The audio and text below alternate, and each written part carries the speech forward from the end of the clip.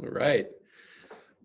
Thank you for joining us. As people join us, please know we're about to start. Have a seat in your comfortable Zoom room and we'll get started in 1 second.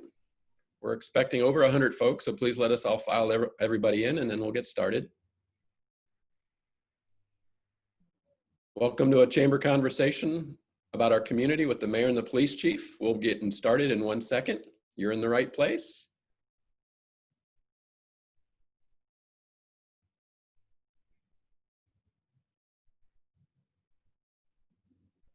All right. So I'm going to be welcoming people in, but we're going to give it a second or two till we get the full group of folks in. We're expecting over 100 people today, in and out. So let us all get in safely, and I'll get you out of here by 3 o'clock. And yes, that is the real Stanley Cup. I already had it delivered to me directly because I am the chamber guy. So that's, I don't know if you know that, but that's what you get. So.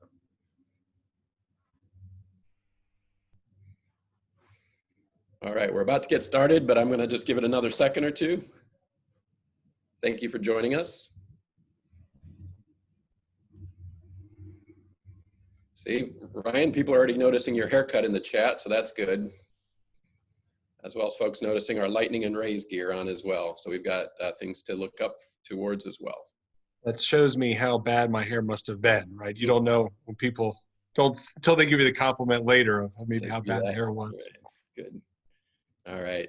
All right, so I'm going to get started just because we have a full agenda and people are going to be joining us. I'm Chris Steinacher, President and CEO of the St. Petersburg Area Chamber of Commerce. Thank you for coming out and being part of our community and being part of our community in a very special time. We are all trying to get through this. And I'm really proud of our community. Over this last 6 months, we've been through a lot, as you know. We've tried to figure out what COVID meant to our community. And we tried to stay safe. And we tried to learn from each other about what that takes. And as we learned about the COVID pandemic, we were reminded of racism and hate in our policies and our procedures. And we took to the streets protesting peacefully to make sure everyone was heard. And our community felt like it was being heard and it was moving forward. Throughout that, I would tell you, our community has been safe. In fact, Pinellas County, of the largest 10 communities in Florida, has the lowest percent positive. We've maintained that because of strict rules on how to follow safety procedures. Our members have been great at it, our city has enforced it, and our county has been part of that. In Pinellas County, you're safer here than almost anywhere else in Florida based on COVID numbers. So we are doing something right. We are listening to each other, we're taking good advice and moving the needle. If you were part of the mayor's press conference at 11:30 this morning, you heard that he's going to be telling you today that we're also being able to expand the opportunities for our businesses to do more. And that's what we are hopeful of. If we were able to get that number under 5%, and today it stands just around 3%, if we can keep it that number, our businesses will go open again and consumers will come back into our operations. We were on that path. We're still on that path.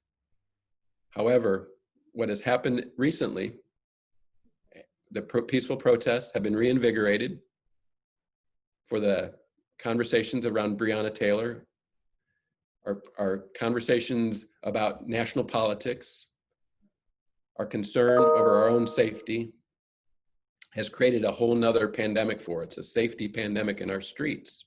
It reared its ugly head last Wednesday on Beach Drive, and we were used as a community. I'm going to give you some homework advice, and please don't think I'm crazy, but there's a Netflix show on TV right now called Social Dilemma. It's a documentary. It's about the people who created Facebook and Google and the share button and the like button. They're warning us to not believe your feed, not believe what you're being told, and it's actually changing the way we think. What I saw this weekend is we have a city that we think we're not safe anymore. And I'm looking out the window on a city, and I know we are. We think we have a community that does not want to support each other. I know we do. I think we're listening to the wrong people. And that's why today I just wanted to make sure you heard from the right people. You're hearing from the chamber chairman, Ryan Griffin, who owns businesses in town. He will handle the last part of our agenda. He's going to handle your Q&A. So if you have a question, if you have a comment, please use the Q&A feature on the bottom of your screen. That's where we're going to do those. I apologize if you thought you were going to have your voice heard today. We just can't do this in the webinar format. You have spoken to me. I know your questions, but please put them in there. You're also going to hear from our mayor, who's going to talk to you about what he's doing to expand the business opportunities, as well as what his orders are for our safety in this community. And then finally, you're going to hear from our police chief, who's got the unenviable task of trying to figure out how to do all this and keep us all safe. And I don't know if you've seen the headlines or read the newspapers, but St. Pete is still safe. We don't have what other cities have done. But when I tell you about what social dilemma means to me, it means I believe that cities are being made to look like they're not safe right now. And I think for a Chamber of Commerce guy, I want to make sure that that does not become true. Did you know that 85% of the US GDP comes from cities with residents of over 150,000? So Mayor, we're part of that 85% of the GDP. So if anyone tells you we don't need cities, they're crazy. Cities need to learn how to be cities, and we're learning how to be a big city. And that means learning how to understand everybody's perspective. And we have wide sidewalks and wide streets. We should be able to do this as a community. We're the welcoming community. Your businesses rely on folks believing that we're a safe place. I will tell you, on Thursday morning at 10 o'clock in the morning, after that Wednesday night issue on Beach Drive, we had people calling our phone number to the Chamber of Commerce from around the country, wondering if it was safe to come down there, canceling their hotel reservations, and asking if they could bring guns, and are we safe? Their poor little St. Pete that they had gone to is on fire. They woke up learning that we were on fire. Lynn and I wondered, what are they saying? Why is it so bad? And then you realize we're being fed that information. We know what's going on in St. Pete, and there's issues we got to work on, and we're working on them. But please don't believe the narrative that this is not a safe city and that we don't care about each other. Let's get to the experts who are going to tell you that information. I hope that helps you, but I really want to hear your Q&A on the bottom here. We're going to get to that. But Mayor, I would hope to ask you to lead us off. Tell us what your perspective is on this current situation and how are you leading our community. And thank you very much for your time today. Thank you, Chris. And I appreciate the time to spend with you all today. You know, from the time that I first took this job, I have tried to focus really hard on doing a couple things. One is to elevate the image of the city, not just within our community or our state, but nationally and internationally.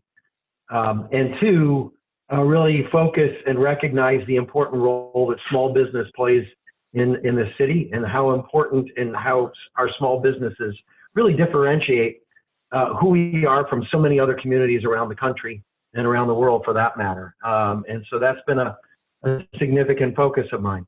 What I thought I would do is talk a little bit about COVID first, and then talk about where we find ourselves with the protests, and then turn it over to Chief, because I think he's going to be able to provide a lot more information that's going to be helpful related to that issue. But first and foremost, you know, everybody now knows the governor made his order, phase 3 on Friday, opening bars and breweries throughout our city, county, and state, and allowing occupancy of up to 100%. Truth of the matter is, under his previous orders, cities like St. Pete could never go and loosen his restrictions. We could only tighten his restrictions previously.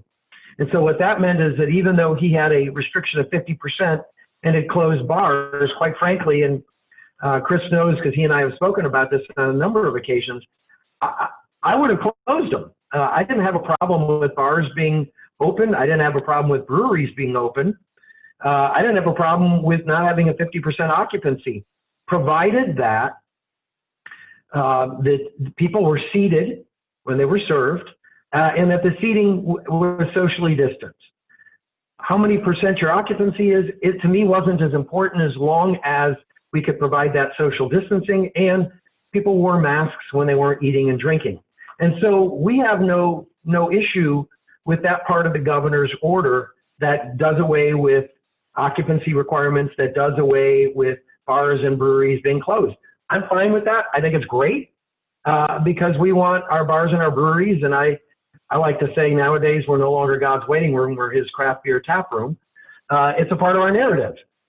So it's important for us to tell that story that our breweries are open. We want our economy to be thriving. But I do think what we wanted to make sure people were clear on, though, is a couple things. First and foremost, if it's your store, if it's your restaurant, if it's your brewery, if it's your bar, you have the right to decide the rules of your place. If you have a rule that says no shoes, no shirt, no service, you can likewise have a rule that says you got to wear a mask. So you have that right already. But having said that, the county's ordinance, as it relates to the use of masks by both the employee, the employer, and the patrons of that business, is still in effect. The governor's order did not invalidate the county's order. And so the face covering order for indoors is still in effect countywide, and it is still in effect here in the city of St. Petersburg. Likewise, the rule that the county had related to seating and being seated and requiring social distancing of tables and groups of chairs is also still in effect.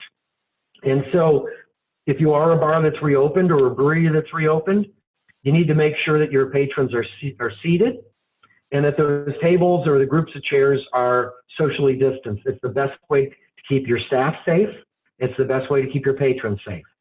I am going to be entering an order that amends the local order that the city had. And what it's going to do is it's requiring mitigation plan. We already had that part of it in.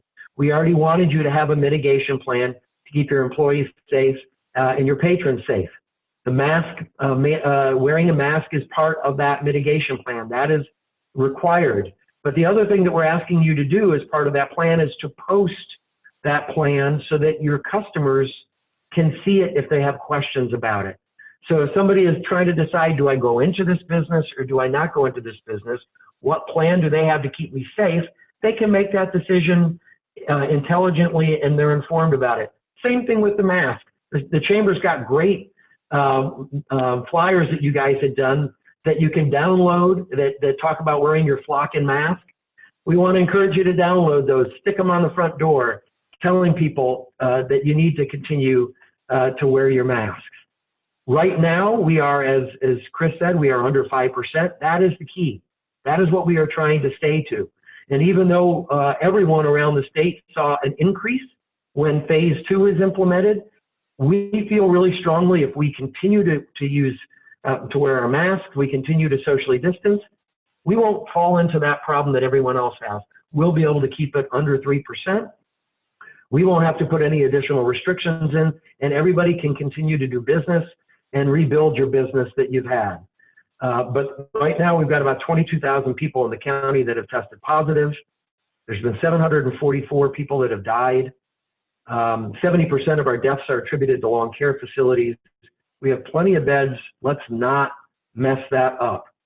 Last thing I'll tell you about COVID is effective October 5th, city operations are going to return largely to normal. Majority of our city facilities that used to be open to the public are going to reopen, still requiring face coverings and social distancing and all the other recommendations of the CDC, libraries, rec centers.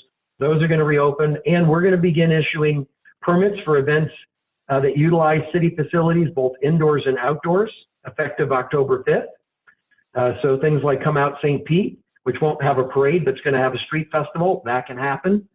Events that are outdoors, obviously, we feel a lot more comfortable with than events that are indoors. But if you follow the rules, even indoor events can happen. The Grand Prix is looking to have fans. They've got a mitigation plan in place that I think is going to really work great. The Tampa Bay Rays, go Rays, by the way. Tonight's a big game. Let's root them on. They've got a good mitigation plan. I'm confident that when they start letting fans in, they'll be able to do that safely. So as long as all of our events, there's mitigation plans in place, those plans are enforced, we have great confidence that we will be able to do so going forward and do it safely. So that's kind of where we are on COVID, kind of down and dirty. I know my presser today was probably on Facebook, so you can probably go back and watch it if you got any other questions. Definitely take a look at the county's order. Want to encourage you to do that. All right. Now let me talk a little bit about the protests that have occurred here, since in particular, I want to focus on last Wednesday forward. And Chris said something about this, and I want to reiterate this. And this is not meant in any stretch of the imagination to minimize what's happened in the last several days, to minimize how people feel about what's happened in the last several days, or the behavior of those who took part in creating what happened in the last several days. But despite that stuff, what we haven't experienced, and we are going to do everything to make sure we don't experience, is what has happened in other cities. And it is, in fact, I'll call your attention to that Wednesday night where that person and some others sat down at that table and were threatening, and it was ugly and nasty. On that same night, 2 police officers were shot in Louisville. On that same night, businesses and buildings were burning in cities all around the country. Fortunately, that hasn't happened here, and it's our intention to make sure that doesn't happen here. We have had no buildings burned, no property damage to date related to any of the protests. We have had no one who has been injured as a result of the protests, and we intend to keep it that way. But what has happened, and again, Chris alluded a little bit to this, is there have been a couple things that have kind of raised the temperature, and they both happened at the same time. One of which is the decision related to Breonna Taylor in Kentucky. We were actually down at, prior to that decision being announced, I think it was twice a week, Chief, you can correct me, where there were scheduled protests that took place for 1 hour to 2 hours at a time, twice a week, with about 10 to 15 people. That was it. The Breonna Taylor decision came out, everything has changed, not only here, but all around the country. We've basically had peaceful protests all along, and St. Pete has always been a city that has welcomed that. We had 20,000 people march in the streets in 2017 in the Women's March. That's who we are. It was peaceful. What we aren't, and what we've never allowed, is to become a city that permits violence or destruction of property. And that's not going to change. We are not going to allow people to engage in violence, and we are not going to allow people to engage in destruction of property. And if you do that, we're going to arrest you. And I want to be really clear about this fact. And you can directly ask me or the chief this, and he will not deny this. I have never, nor will I ever, give our police department an order to stand down. I am not going to do that. If somebody breaks the law, they need to be arrested. What I have done, and what I will continue to do, is to discuss steps with the chief that his department is taking to try and make sure that our residents and our visitors are safe, and that those who are exercising their First Amendment right peacefully are safe. I will always continue to do that. And I want to mention about public safety, because that's a term that uses 2 words, public and safety, and there's a reason. And public safety is about making sure our community and our public are safe. But you cannot completely have public safety if the public is not involved. And so you've heard us say this before, and we'll say it again. If you see something, say something. Sometimes our department needs you all to be our eyes and ears. If you're seeing something happening, you need to let us know. If you are a victim of a crime, you need to let us know, and you need to be willing to press charges. Wednesday night, there was a car that was damaged. Somebody walked on that car. When we addressed the person who owned the car and asked them if they were willing to press charges, because we knew who did it, they said no. If they had said yes, that person would have been arrested already. We need you to be willing to do that if we're going to stop people from doing those kind of behaviors. If you're a business and somebody's doing something illegal on your property, call the police and be willing to press charges. So the second thing that's happening right now is we're in the middle, I'm sure everybody knows this, of an election, probably one of the most contentious maybe that we've ever seen in our country. And there are certainly, and Chris alluded to this, there is certainly an effort to paint a picture that there's lawlessness in cities throughout America, but that's not St. Pete. And if people are coming here from out of town to cause trouble, we don't care if they're from the left or the right. We want to make sure that they know they're not welcome here.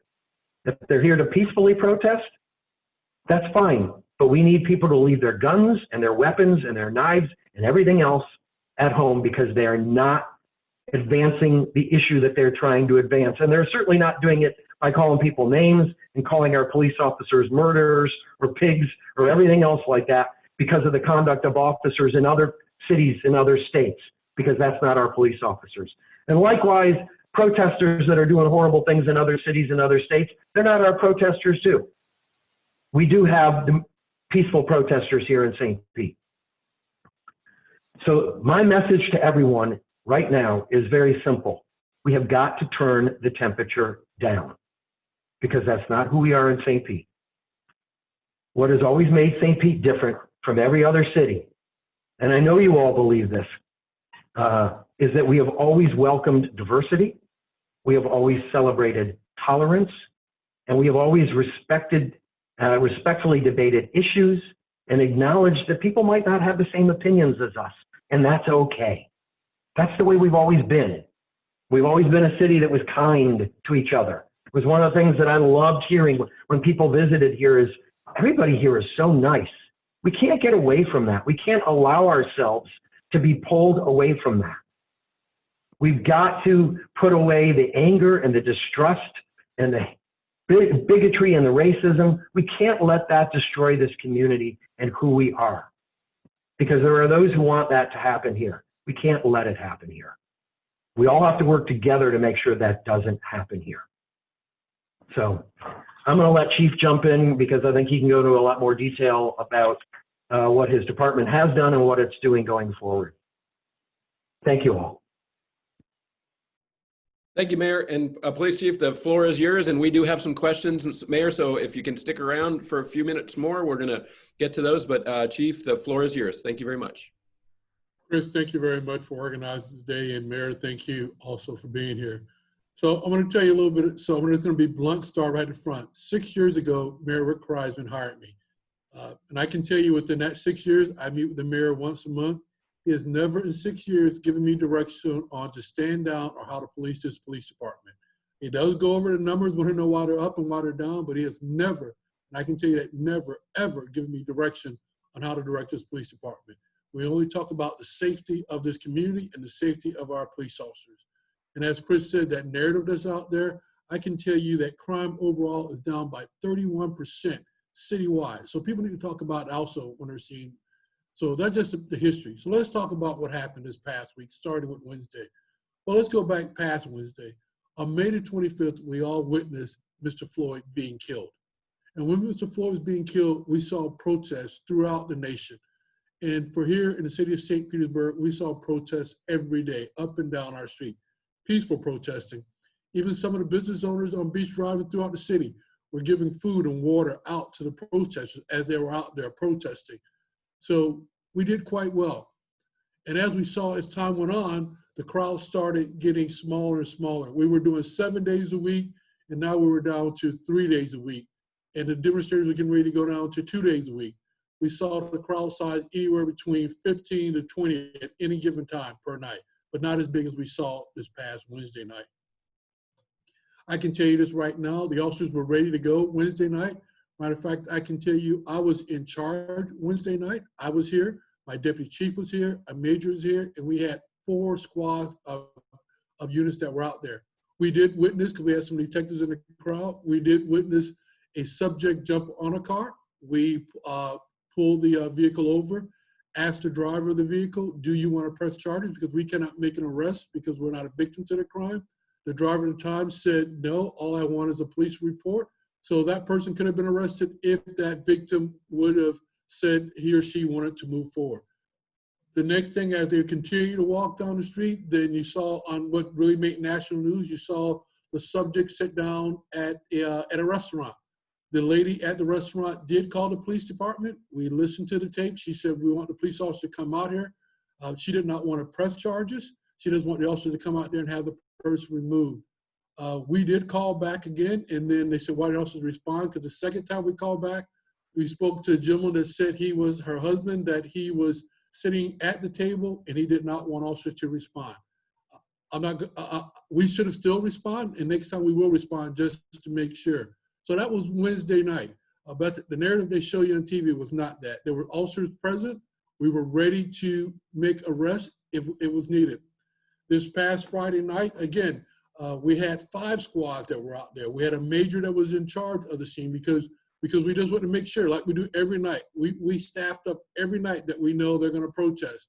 And for you, we know the hours. They come from 7 o'clock at night until 9:30, then they go home. And it's usually peaceful. Again, we're very fortunate. We don't have any business burning. We don't have any people that are being assaulted inside a business.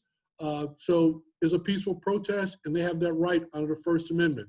So back to Saturday night, the officers were there. They were stationed throughout the city where you could see them or not. There were some detectives there. We're ready to respond to any calls. When the call went out that a subjects pulled knives, we started moving into the area. And before we got there, the other subject pulled a gun. Right now, this afternoon, we're going to be releasing those videos because we want to identify those 3 men to see if there's any charges that can be filed against those 3 subjects. And again, we need someone to come forward. You saw in the video that you saw one of the majors arrive. He separated the group. Once he separated the group, the other group went back to their cars and they left. And the group continued to protest later on that night without any other issues, and then they went home. The message that we want to get out there is that we as a city need to take control of this. We don't need those people coming into our city with their guns or whatever, trying to take control of our streets. We have control of our street. We didn't call for them. We don't need them. We can handle this issue with the law enforcement that we have in the city and with the business people we have in the city. This is our issue. We don't need people coming from the outside to tell us how to deal with that, because that's the narrative that you're going to see on TV. We will, moving forward, I spoke to the mayor this morning. I will take responsibility where responsibility is due. I had 5 squads out there. We're no longer going to be in the shadows waiting for a call. We're going to be posted up on the street so you can see us. So, but when you see us, we have to move from location to location. If we put 2 squads just on Beach Drive and there's an incident that happens on Bayshore Cross, those officers have to respond to that. So you will see them. But again, we can't take action in your business just because someone's there. You have to direct us, and you have to tell us to have those people removed from your business. Just because the protesters are coming toward your business, there's nothing we can do until they go onto your business. Everybody has a right to the First Amendment. The next question people ask is, and we talked about this before, well, Chief, why don't you get them out of the streets? Why are they in the streets? And I talked to some of you business owners walking up and down Beach Drive. I can move them off the street, and that's fine. But then they can go up and down on the sidewalk. So we have to pick. It's like a public safety. Do we let them walk in the street for 10 to 15 minutes? Or do we let them walk up and down your sidewalk in between your customers that are trying to eat? So I made that decision, not the mayor. And I told the mayor that was the best thing that we could do for that short period of time. We can deal with some uncomfortable traffic rather than have some people walking between your customers. Now, if everybody wants us to push them to the sidewalk, we can push them to the sidewalk. But now you're going to deal with those protesters or people, more people, foot traffic in between your business people. So that's one of those decisions we have to make. I looked at my staff and they made a great decision because we weighed all those things. So with that, I'm going to open up and get questions from you because I have a lot. The officers are there. They were there. Again, we should make them more visible because they can respond to anything within 2 to 3 minutes. But I think your concern is saying, hey, Chief, we want to see them. Saturday night, there were 7 officers that were on Beach Drive. And I'll turn it over to you, Chris. Right, Ryan, I'm going to give it to you. I know we've got some Q&A. I know you have some questions, I do too, but we have some as well. So if you don't mind getting started, and I'll help you out through that.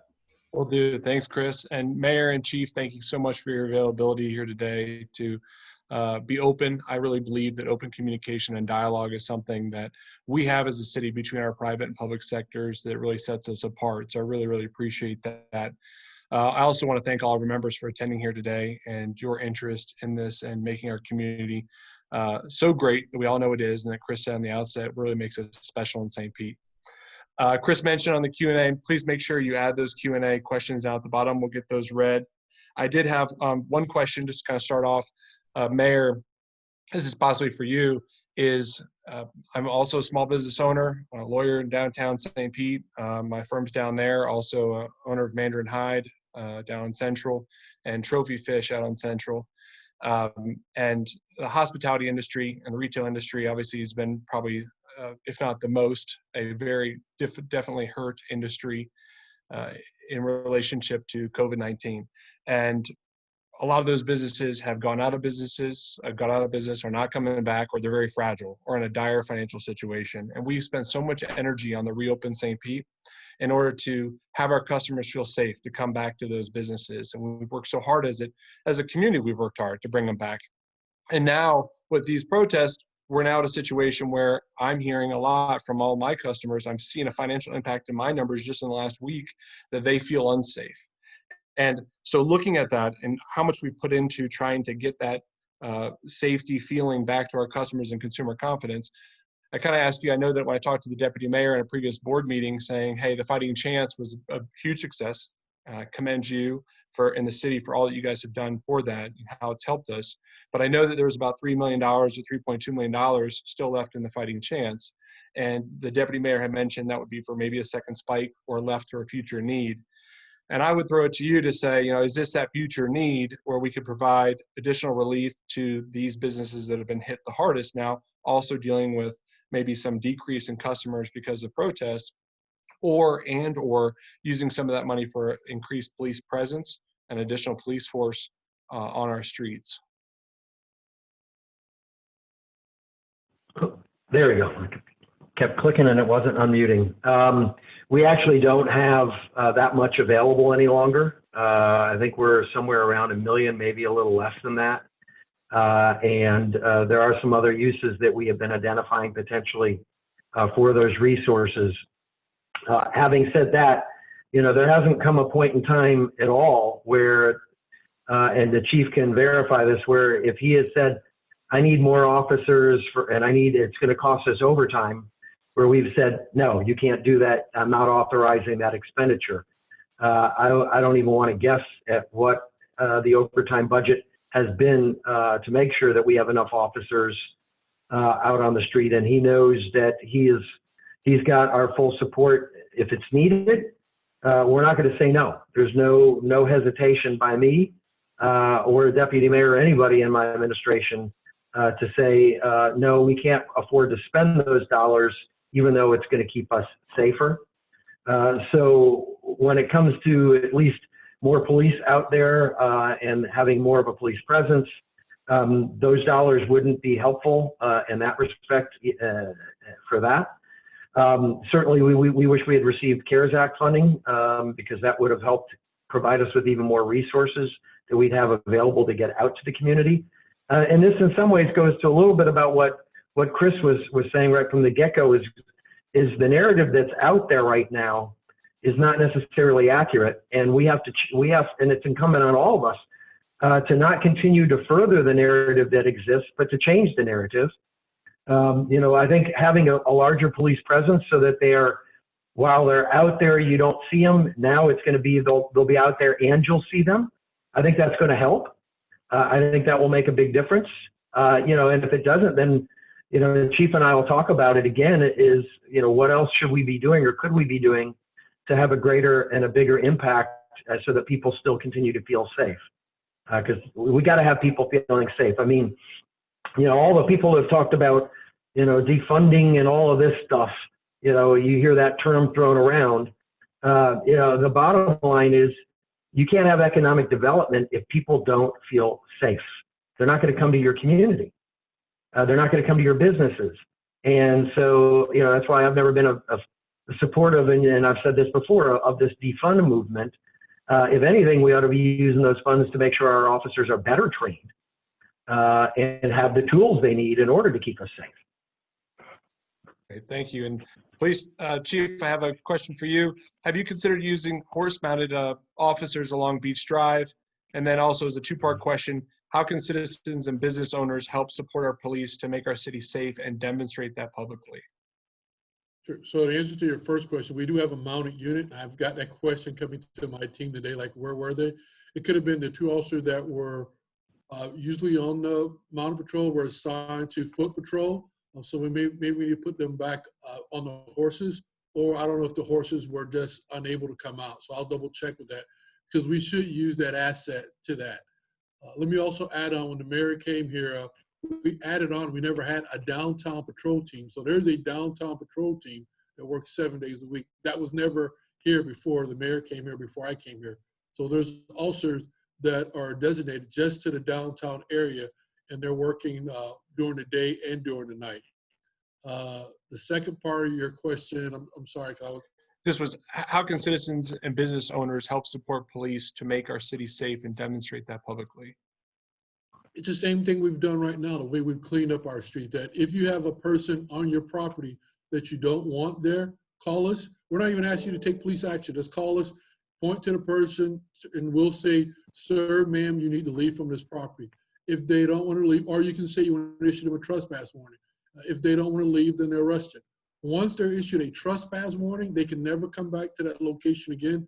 Then we don't need the owner or the manager telling us. We can arrest a person because we issued them the warning. They're no longer wanted on that property. Speaking of calling you, Chief, when should we use 911 and when should we use the local line? I know that when we've called the police station, they've asked us to call the local line. 911 is when something is happening right now. So I would tell you, if a protester or someone on your property that you don't want there, dial 911 and it gets prioritized. The non-emergency numbers, when you're calling us to give some information, hey, you know, that incident that happened Friday night, I saw what happened, and here's my name. So if it's happening right now, call right now and let us get the officers there. And will there be a protest schedule? Because I know one of the things that is just expectations, right? As business owners, especially in downtown, is being able to anticipate kind of when the protests will be coming through, how to notify our customers, how to notify our staff. Will there be a schedule? And if so, how can we get that information and disseminate that to our members?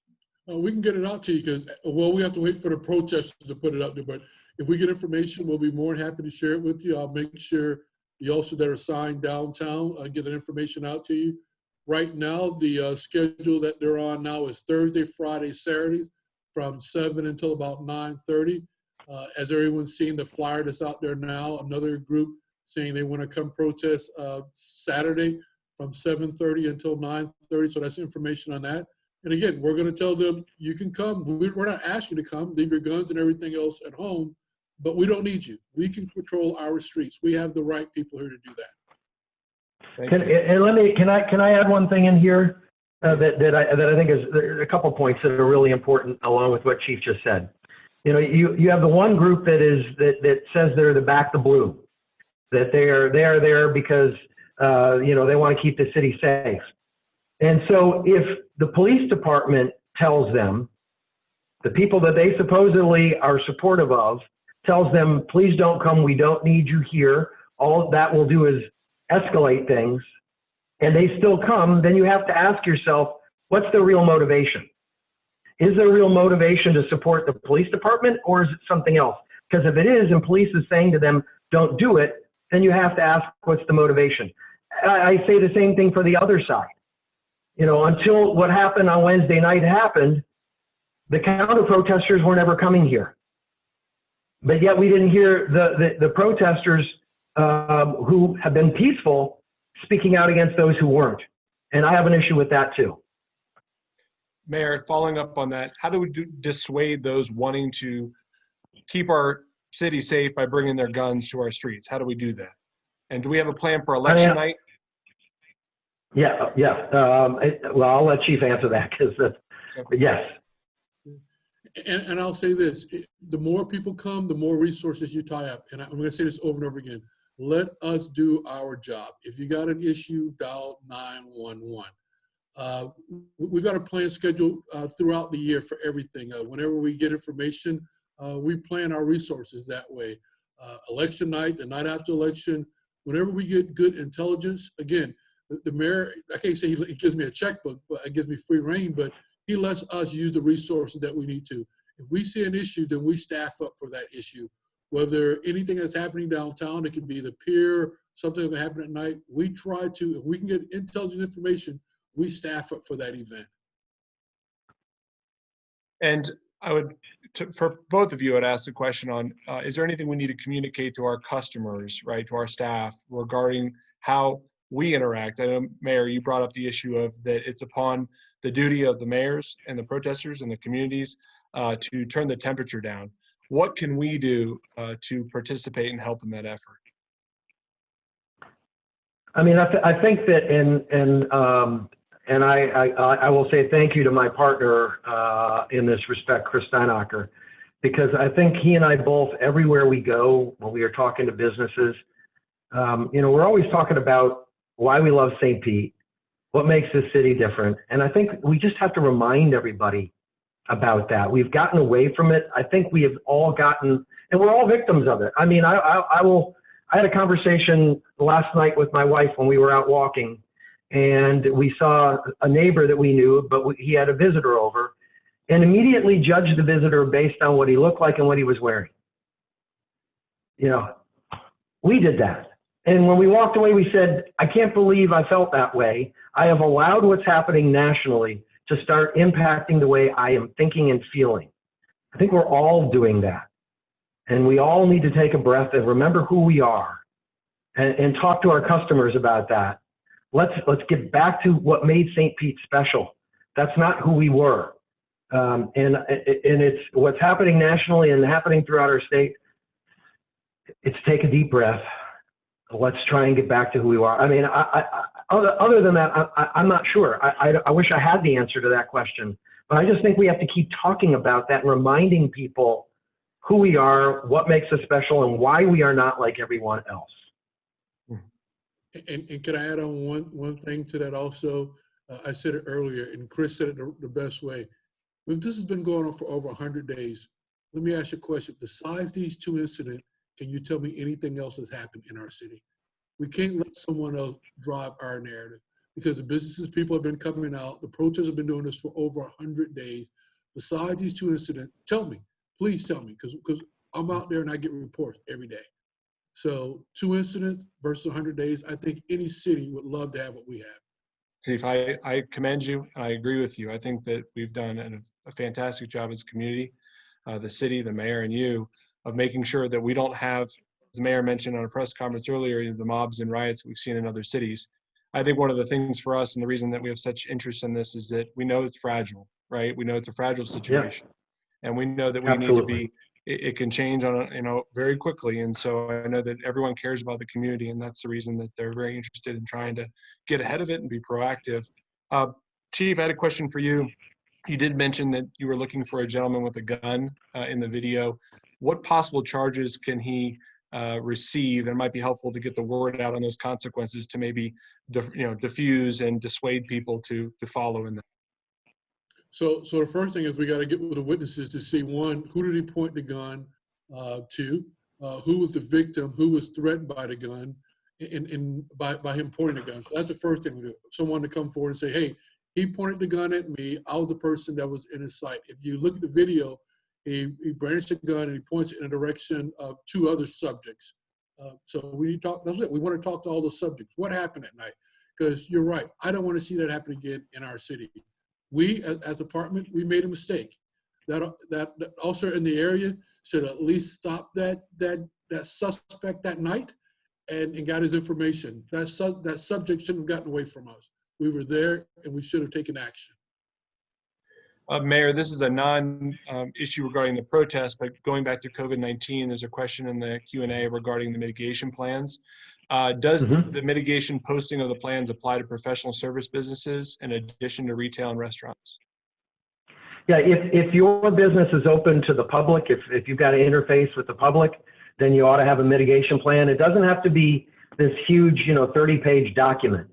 If you go to the city's website, we may have some information on there, and Restart St. Pete, that can give you some ideas. CDC guidelines are the easiest things to follow. Make that your mitigation plan, and that's all you need to do. Obviously, the easiest way to keep your customers and your employees safe is to require distancing to the greatest extent you can, and wearing a mask except when you're eating and drinking. And if you do those things, obviously I'm sitting in my office. There's nobody in my office right now, so I don't have a mask on. But when I get up from my desk and I walk out to talk to my assistant, my mask goes on me. The public doesn't necessarily get up here, but I do that because I want to make sure that I'm protecting her. She wears hers to make sure she's protecting me. That can be your mitigation plan. You've now complied. That's it. Done. Easy. And I had a question in the chat here. Is there anything we can do to meet some of the protesters' demands so that they don't feel so frustrated and make sure the protesters feel safe too? That's actually one of our greatest frustrations, quite frankly. We have had some conversations with them. Deputy Mayor has spoken with them. Some council members have spoken with members of the protesters. First off, it's hard to have a conversation with the protesters when there's no real leadership that's consistent. It seems to change. So that makes it a bit challenging. But a lot of the things that are being requested, the city is already either in the process of doing, has already done it. You may have heard one community's announcement within the last 2 weeks. And I'm not saying this to say, job done, we're finished. But I'm just saying this to point out progress that we've made. Our poverty level in our African-American community is at a historic low. We are reducing poverty throughout our city at a faster rate than the national, state, or local regional average. So, and that's because we put some of these things in place. We are taking some of the actions that are being requested. I mean, what Chief Holloway has done with our police department is really pretty remarkable. All of the different changes in reimagining. This isn't about defunding, because actually police budget went up about $6 million. It was approved by council. Thank you. If Councilmember Montanari is on this call, I thought I saw his name. Thank you for approving the budget and supporting that. It went up about $6 million. And so I think some of it is that some of the protesters don't even know what we're doing. And it's been us trying to communicate to them the steps that we have taken and that we are taking, and trying to address these issues. But, the challenges we have in this community didn't start and they didn't happen overnight, and we're not going to fix them overnight. It's going to take time. The difference is, I believe, is that this administration, this community, is dedicated and committed to making those changes. Everybody wants to see those things different. We want a community that lifts everybody up, where opportunity and the sun does shine on everyone. And let me add on to that in the beginning, and we extended ourselves. If you're going to march, let us know. We'll have some officers there so we can block the street from behind, so we can make sure no one's trying to run over you or things like that.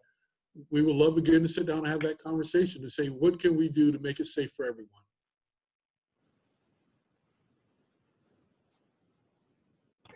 And one of our members posted that they actually, might have Steve Westfall, is owner of Park Shore, was talking about his manager, chief, and the call that they made to 911 and saying that they were told, hey, it's a private security matter, therefore it's not pertinent to be a 911 call. So just to be clear, if there's a situation where a protester comes into the business's a location, or possibly in their cafe dining area, as we saw in that incident at Park Shore, that would be something that they would respond to 911, that there's a trespass in process. If that person was being asked to leave and wasn't, would that be what you would suggest? Yes, that's it. And I listened to the call that Mr. Westfall was talking about, and his manager called in and said the protesters are on their way. And the dispatcher said, we don't provide private security, because we had detectives that were there. If they came onto his property and he didn't want them there, the officers would have responded and they would have removed those subjects from his business that he didn't want there. And I'm looking, checking with it, Matt, if you can let me know if we have additional questions. We have a follow-up on that last question. Can the dispatcher explain I guess that question, Police Chief, is when you guys know that a protest is coming down a street and someone calls, I guess what the issue was, it wasn't acknowledged that you guys were aware that was going on too. So part of it was that they felt like they were on their own because the dispatcher said, hey, we're not your private security. And I think the point was trying to make is, hey, are you coming this way? They're coming this way. And you guys are coming that way with them. I've just heard a couple times you telling us that you're already embedded with them and you're going to do more. So maybe it's a communication when the dispatcher's calling and it's about a protest, maybe making sure they understand that the police are with the protesters, or where are you at? And yes, they're already there, could help those who see it coming and get worried because their customers are saying, look what's coming down the street. Are we ready for this? And again, like I said, I listened to the call, and the dispatcher said, the officers in the area will let you know. Okay. And again, you're right. We should be visible, not that we're in the area, and that's what we're going to correct. Being where we're there, you want to see me. That's not to say that you're there. Okay, great, but I want to see you, and that's what we're going to change. You're going to see us. I see a couple comments on here regarding just the perception, and perception is reality in terms of safety and for our businesses. Yeah. And so I guess this is to the mayor of asking a question on, does the city have any marketing ideas or plans regarding showing St. Pete unity or getting the message out about the fact that our downtown area and our whole city is safe and that we are one and we are united? And especially I think a couple of these related to the pier. And as we saw, the pier being a new kind of crown jewel of the city has been a spot of a lot of protests. Yeah, it's been frustrating that's what's been chosen. Certainly, by no means have we encouraged people to protest there. In fact, we are looking at some. And Chief, I forget what SEPTED stands for, but crime prevention through environmental design. Thank you. We are looking at some of the things that we can do in that area to try and dissuade bad behavior or criminal behavior. And there are some things that we're identifying that we're going to take some steps to address. We're also looking at some ordinances for some of the things that have been happening to see if there's some things that we can also put in place to address that. The idea of talking to marketing about a unity campaign, we haven't done that, but it's a great idea. And so that is something I will talk to my staff about because I do think it's important that we try and change the perception, because you're right. I mean, I remember obviously the quickest way to change the perception is to change reality and make sure it isn't the case and that there isn't anything else that happens. But having said that, you do have to work on the perception too. And it's been something that we've been focused on because, you know, look at the city of St. Petersburg. For a long time, if you lived south of Central or you had a business south of Central, there was a perception that that was a place you didn't want to be. I think we're changing that. You can tell that's changing when you see the investment that's happening south of Central, and whether it's on the 34th Street corridor or 22nd. So it's a combination, I think, of messaging but it's also changing the reality too. So we're going to try and do both. And thank you for the suggestion. And Chief, I had a question for you on regarding some of the instances you mentioned where the victims or the people involved did not want to press charges. And being a lawyer, I understand the need on your side for people to press charges if they are the victim of, let's say, the public destruction or what have you. But it's that, have you had any thought about the notion that the people who are the peaceful people that are involved in those instances do not want to be a victim of retaliation, right, if they were to press charges? And if there was something done in the public forum on public property that incited a riot, violence, that in of itself, could that not be something that charges could be brought without someone pressing charges? It could, if it caused a disturbance where a riot, and we could make that arrest, because disorderly conduct disturbing the peace. Sitting down at someone's table, that was not a disturbance of the peace. They were disturbing the people at the place, but it wasn't a huge crowd where a fight started. And again, there's also martial law where we can protect the person's name until it comes to trial. You're a lawyer, so I can't say too much, but the person can be protected up to a point. So yeah, if they're doing something that's causing a disturbance, yeah, we don't need a victim for that. We can arrest on that. But whether it's a threat, a battery, or something like that, then of course we need a victim. And I want to add on to one thing the mayor said, because we were talking about the staff about the unity message. I think the police and the chamber and Chris talked about earlier, if we all got together and say, you know what, tell these hate groups, we don't want you in our city. We've got this covered. That's a strong message with the business owner telling people you don't want them here. And probably two final questions. One, Chief, this is just an administrative question. Does the police department field the 911 calls in-house, or is that contracted out to a third party? That's done directly here, and we have a supervisor here, and now I have a Chief Gilliam reviewing those calls to make sure we're handling them correctly.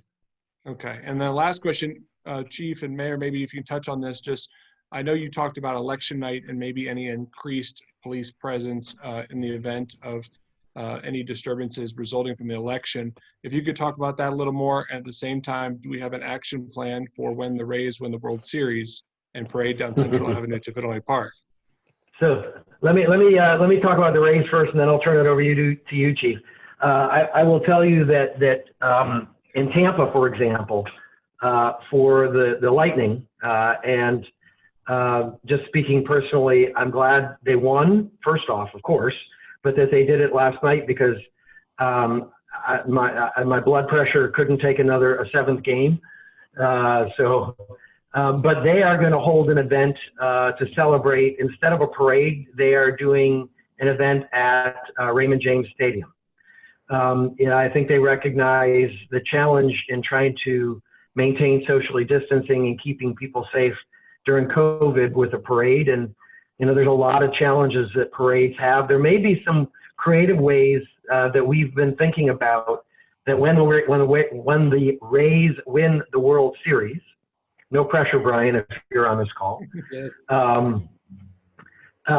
We'd love to work with them. We have some ideas of ways to potentially do it that are safe and keep people safe from a number of different things, from whether it's protesters or it's COVID. So I look forward to having that communication and conversation with Brian, because that means something great happened. But I'll let Chief talk about the election. So I don't want to jinx the Rays, and I know Brian's here. So we've always in constant contact with the Rays. They tell us everything that's going on. So we'll be staffing up for that, because we'll follow that just like every police department. For the election, we've already had that conversation. That's a nationwide conversation that all the chiefs and sheriffs are talking about. What are we going to do on that night and how we're going to staff up? So we're ready. Like I said, we have those meetings all the time. We always do the what-if scenarios, and that what-if scenario has been played out too many times in my head. I think my wife's tired of hearing me talk about it, but we're ready. Great.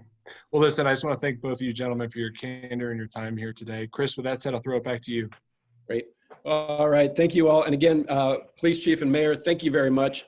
You all have been tremendously accessible to me as partners. And anytime I mention something of what my members have said, you said, will you give them my number and make sure they talk to me?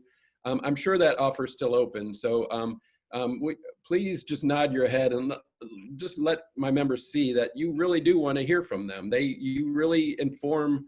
What our members tell you, inform you what you do, and you guys have taken action on any time we inform you all. So I want to say thank you for that, but I want our members to realize that yes, they can talk to you directly, and they will. You guys do come out, and you want to make sure everybody's safe. So I want to thank you for that, and offer that for any of our members who don't feel like they got every question answered. I feel like we answered a lot of questions. I'm getting a lot of texts saying this is time well spent. Mayor, we'd love to work with you all on a unity campaign of any kind, because we are all in this together. I want to thank you all very much for our membership, all the members for coming out today. I do want to make sure we understand this is serious business, guys, and it's our future. And we have to live with each other every day after this. So how we conduct ourselves, let's remember that. And let's make sure we know that every good conversation starts and ends with in St. Pete, I love St. Pete. So the person you're talking to, who's as passionate as you, loves St. Pete. You can build from that moment. If there's nothing else that you agree with that person, start with that notion of what you can agree on. And from there, we'll build the city we're all working towards. So let's say, go Rays, go Rowdies, go St. Pete. Thank you all very much. And we appreciate you being part of our Chamber of Commerce. Thank you all. Thank you.